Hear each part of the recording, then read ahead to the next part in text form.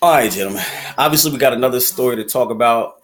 Unfortunately, MLK weekend, instead of being what it's supposed to be, where people go out and serve, has become a weekend of stupidity and debauchery within most communities, especially our community, the Black community. And that's a disappointment. And let's just be honest, MLK did not do the 1963 March on Washington so everybody can go get lit, turn up, and twerk. And he damn sure ain't get shot in his head on a balcony, leaving holes in the dream so that y'all can go out with your dunks and the 36s on a rim, 36-inch rims and shit. That's not why he died. So let's put it in a more neutral tone.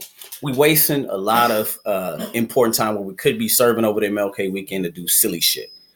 But I understand that we don't get very much time off. America's the most productive country in the world, and Americans take the least amount of vacations of all countries.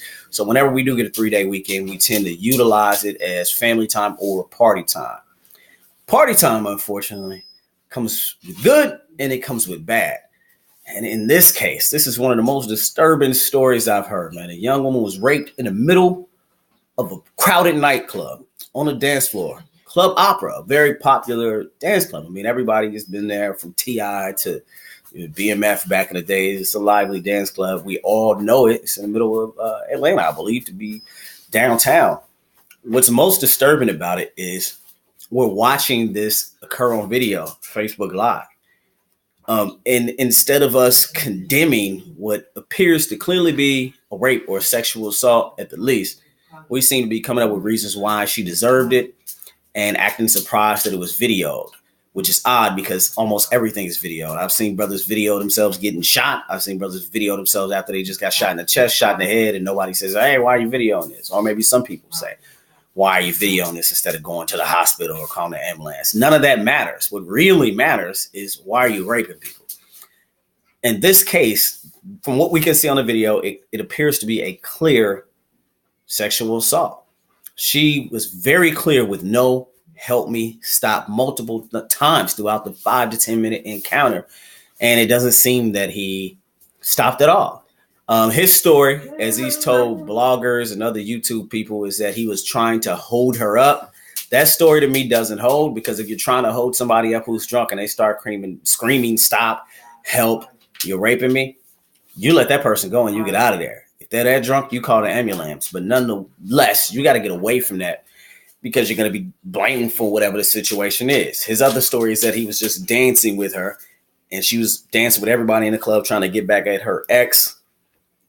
And this whole rape thing is made up. It doesn't look made up. We're watching it on video. But no matter what his story is, the answer when some woman says, no, please stop, is to get the hell away and stop. No means no, and stop means stop. It's something that I thought we were all taught at the age of like 2 or 3, but it appears that a lot of men out here don't understand it. It's very, very odd to me because the dictionary, the encyclopedia all have the same meanings for no and stop, and now you don't even need to go look that shit up. You can just Google no and stop, which means whatever you were doing, you should stop doing it.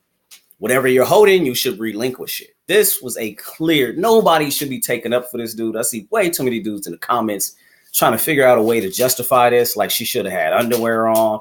What the hell are you talking about? She could have been butt naked. And if she said, no, stop, your ass supposed to stop. Come on, gentlemen.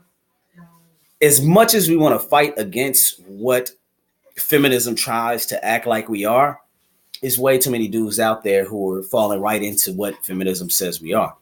And there's way too many dudes trying to explain that. If we're not rapey and we're not rapists, we should just probably be throwing this rapey dude under the bus because he didn't stop when she said stop. We shouldn't be taking up for him.